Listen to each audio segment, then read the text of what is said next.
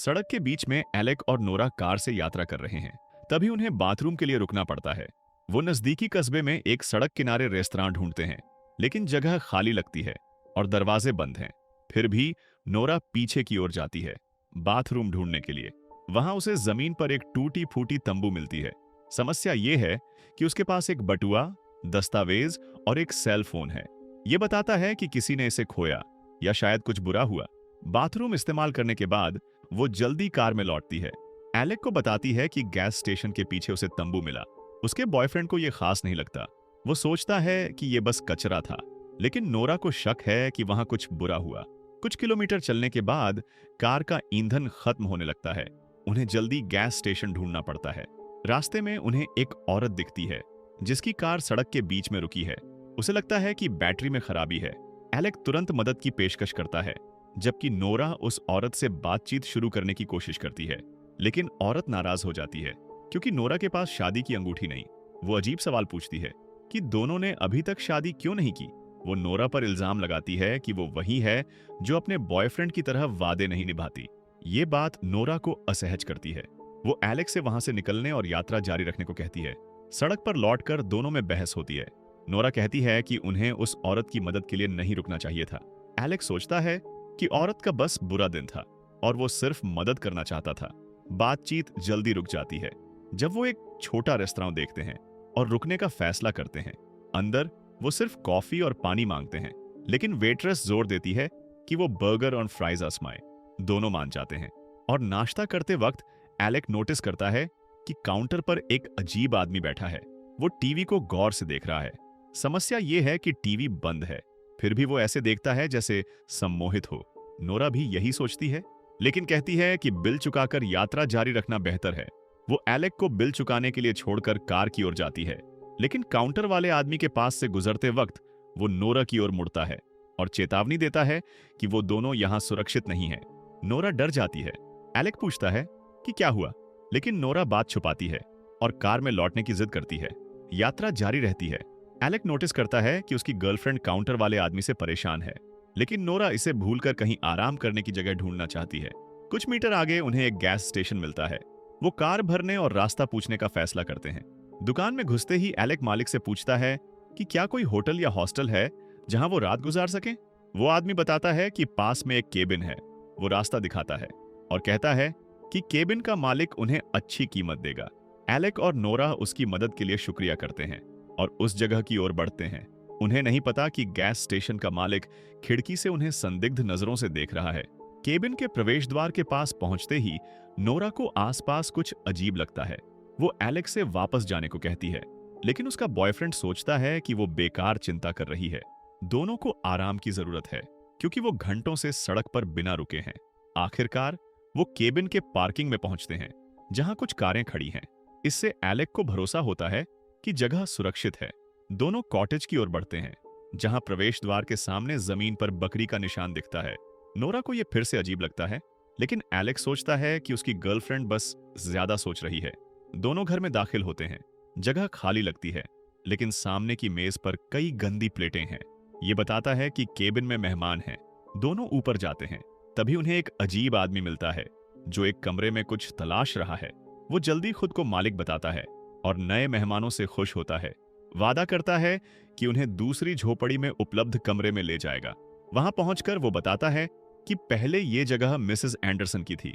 वो चर्च समूहों और स्काउट्स को ठहराने के लिए इस्तेमाल करती थी, लेकिन उनके गुजर जाने के बाद वो इसका प्रबंधक बना और गर्मियों के लिए कॉटेज को हॉस्टल में बदल दिया। बातचीत जारी है, लेकिन नोरा अपनी यात्रा से थक चुकी है। वो मालिक से आराम करने देने को कहती है। मालिक को युवती पर गुस्सा आता है। वो कहता है कि वो बस बात करना चाहता था क्योंकि उसे ज्यादा मेहमान नहीं मिलते।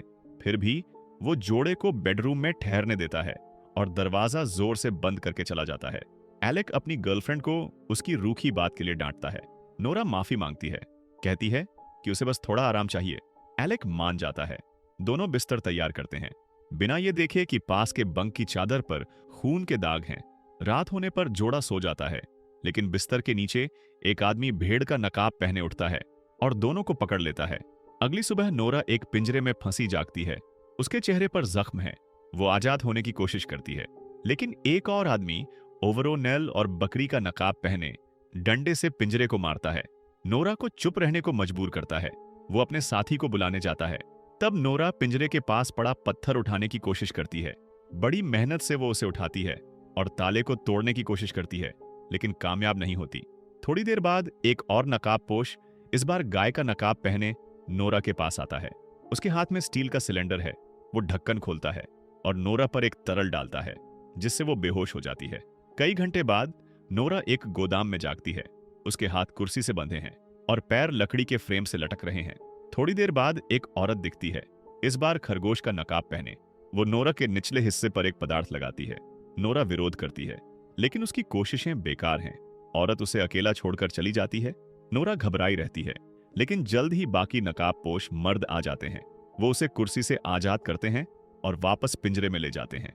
ठेले पर ले जाए जाते वक्त नोरा संपत्ति को देखती है, जो एक साधारण खेत लगती है, लेकिन नकाबपोश लोग अपने शिकार पर शैतानी प्रयोग कर रहे हैं।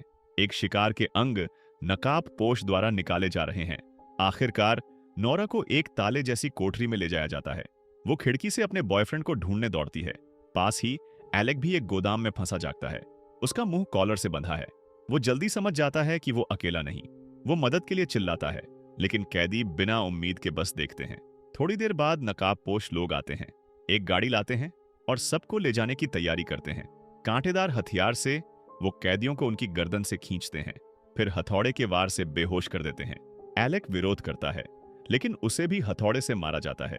वो बेहोश होकर बाकी कैदियों के साथ ले जाया जाता है। नकाबपोश लोग पीड़ितों को दूसरे गोदाम में ले जाते हैं और उनकी चीजें एक साथी को देते हैं, जो कुत्ते का नकाब पहने हैं। सब कुछ दराज में रखकर वो एक थैला लेकर जाता है, जिसमें इंसानी हाथ भरे हैं।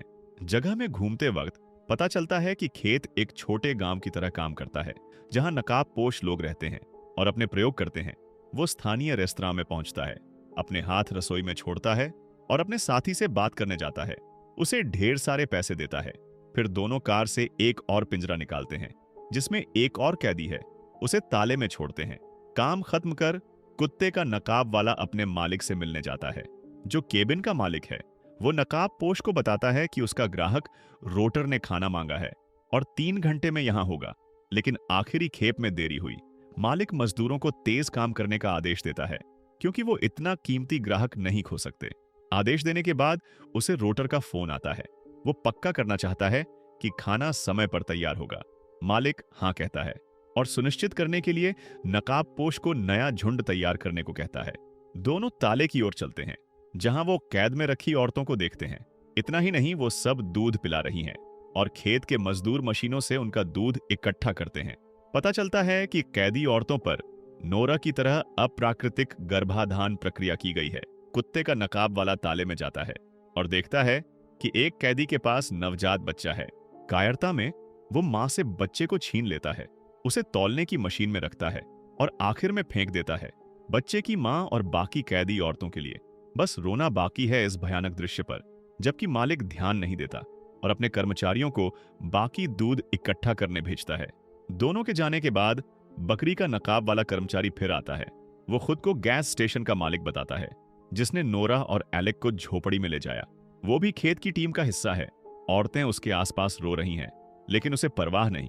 वो बस दूध की बोतल लेता है, लेकिन जिस युवती का बेटा छिना, वो अपने मुंह का कॉलर निकाल लेती है और उस पर चिल्लाने लगती है। वो उसे अपराधी पागल कहती है। इससे आदमी गुस्सा हो जाता है और जवाब देता है कि ये सब क्रूर इंसानों की गलती है। कुछ मिनट बाद एक और खेत का कर्मचारी, घोड़े का नकाब पहने लंबा आदमी, ताले से शोर सुनता है और जांच करने जाता है। अंदर घुसते ही वो एक पिंजरे को गौर से देखता है और अपने मालिक को बताने दौड़ता है। पास ही मालिक के दफ्तर में वो एक और ग्राहक से बात कर रहा है। तभी घोड़े का नकाब वाला आता है। वो चेतावनी देता है कि ताले में कुछ हुआ है। मालिक वहां पहुंचता है और एक कैदी को बेजान पाता है, जिसके गले में डंडा बंधा है। ये वही कैदी है जिसका बेटा छिना गया और जिसने खेत के कर्मचारी एंडर का सामना किया। मालिक को यह बिल्कुल पसंद नहीं। वो नकाबपोशों को एंडर के पीछे भेजता है ताकि उसे सजा मिले, क्योंकि उसने उसकी कीमती चीज खत्म की। इधर नोरा अपनी कोठरी में है। तभी उसे दूसरी तरफ एक औरत की सांसों की आवाज सुनाई देती है। खिड़की से देखकर उसे एक और कैदी मिलती है। वो पूछती है कि यहाँ क्या हो रहा है और कैसे बच सकते हैं, लेकिन वो युवती बुरी तरह जख्मी है। वो कहती है कि इस जगह से निकलने का कोई रास्ता नहीं। वो 2 साल से इस नरक में है और बताती है कि सारी औरतों का इस्तेमाल मालिक के लिए दूध देने में होता है। इसके लिए कैदियों पर अप्राकृतिक गर्भाधान किया जाता है ताकि वो हमेशा दूध देती रहें। लेकिन उसे लगता है कि वो अब गर्भधारण नहीं कर सकती। वो बस अपनी जान गंवाकर इस यातना से आजाद होना चाहती है। ये सुनकर नोरा निराश हो जाती है, लेकिन तभी उसे एक और युवती एशली की रोने की आवाज सुनाई देती है। ये देखकर कि और भी बचे लोग उसी हाल में हैं, नोरा हिम्मत जुटाती है और कसम खाती है कि वो खेत से बचने का रास्ता ढूंढेगी। जब वो बचने का तरीका सोच रही है, घोड़े का नकाब वाला कर्मचारी पूरे खेत में एंडर को ढूंढता है। एक गोदाम में पहुंचकर उसे टूटा हुआ दरवाजा दिखता है। वो कमरे में घुसता है और एंडर को छुपते और खुद से बात करते पाता है। पास जाकर नकाबपोश देखता है कि उसका साथी अपने शिकार को खाना खिला रहा है और बार बार कह रहा है कि उसने कैदी की जान नहीं लेना चाहा। वो बेचैन होकर कहता है कि उसने उसे गुस्सा दिलाया, इसलिए सजा जरूरी थी। फिर भी नकाबपोश उसे अपने मालिक के पास ले जाता है। मालिक एंडर से सवाल करता है कि वो गैस स्टेशन पर क्यों नहीं रहा। सजा में मालिक उसे घर का काम करने का आदेश देता है और उसे हमेशा निगरानी में रखने को कहता है ताकि फिर गलती ना हो। उसका पहला काम कैदियों को खाना देना है। कुत्ते के नकाब वाले के साथ वो रसोई में जाता है और भेड़ के गोश्त का एक बड़ा हांडी लेता है। फिर वो खाना लेकर पिंजरों के सामने डाल देते हैं, जैसे किसान अपने सुअरों के लिए करते हैं। लेकिन जब एलेक के लिए खाना डालने की बारी आती है, एंडर सब कुछ जमीन पर गिरा देता है और भाग जाता है। फिर से सजा के डर से वो तालाब की ओर दौड़ता है और पास के ग्रीन हाउस में छुपने की कोशिश करता है। इसके बावजूद नकाबपोश उसे ढूंढ लेता है, लेकिन एंडर फिर भागता है, एक गमले का पौधा लेकर। वो उसका पीछा करता है जब तक उसे रसोई में मालिक के पास नहीं पाता। एंडर अपने मालिक से छुपाता है कि कुछ हुआ। वो उसे ओरेगनो का गमला देता है, दावत के लिए मसाले के तौर पर। इससे मालिक खुश हो जाता है और नकाबपोशों को खलिहान में जाने का आदेश देता है और उस कैदी को लाने को कहता जो अब बच्चा नहीं जन सकती। वो आदेश मानते हैं। वहां पहुंचकर वो युवती को बिना ताकत पाते हैं। वो खड़ी भी नहीं हो सकती, लेकिन वो कोई रहम नहीं दिखाते। उसके हाथ रस्सी से बांधते हैं और नकाबपोश उसकी गर्दन पर वार करते हैं। कैदी का अंत कर देते हैं। आखिर में वो उसके अंग इकट्ठा करते हैं, क्योंकि ये दावत के लिए सामग्री होंगे। कोठरी के दूसरी तरफ नोरा सब कुछ घबराहट में देखती है और सोचने लगती है कि इस खेत से बचने की कोई उम्मीद नहीं। कुछ मिनट बीतते हैं, वो सोने वाली होती है। तभी उसे दरवाजे पर खटखट की आवाज सुनाई देती है। जल्दी ही उसकी कोठरी खुलती है और दरवाजे के दूसरी ओर एलेक दिखता है, जो किसी तरह अपने पिंजरे से बच निकला। हालांकि उसका सिर हथौड़े के वार से जख्मी है। वो नोरा को जल्दी से जगह छोड़ने को कहता है। दोनों कोठरी से भागते हैं, संपत्ति में चुपके से घूमते हैं और कर्मचारियों की नजरों से बचते हैं। बड़ी मेहनत से वो खेत से दूर निकलते हैं और आगे एक घर पाते हैं जिसके पास एक ट्रक खड़ा है। बिना वक्त गंवाए नोरा एलेक को आराम करने छोड़ती है और ट्रक शुरू करने की कोशिश करती है, लेकिन वो काम नहीं करता। कुछ सेकंड बाद एक नकाबपोश सीन पर आता है। जोड़े को ट्रक के पीछे छुपने पर मजबूर करता है। वो आदमी समझ जाता है कि किसी ने ट्रक का दरवाजा खोला। वो आसपास जांचने जाता है, लेकिन एलेक और नोरा समय पर छुप जाते हैं। वो तलाश करता रहता है, लेकिन दूर से अलार्म की आवाज सुनाई देती है और वो देखने जाता है। इसके कारण नोरा और एलेक बच निकलते हैं और निकास की तलाश जारी रखते हैं। तभी उन्हें एक घर मिलता है जो चर्च जैसा लगता है। अंदर घुसते ही वो देखते हैं कि दीवार पर संतों की तस्वीरें हैं, लेकिन सब खेत में देखे नकाबों से ढकी हैं। उसी पल खिड़की से देखकर एलेक एक नकाबपोश को बाहर से गुजरते देखता है और नोरा के साथ छुपने की जल्दी करता है। थोड़ी देर बाद गाय का नकाब पहने आदमी एक कुर्सी पर बैठता है और चुपके से प्रार्थना शुरू करता है।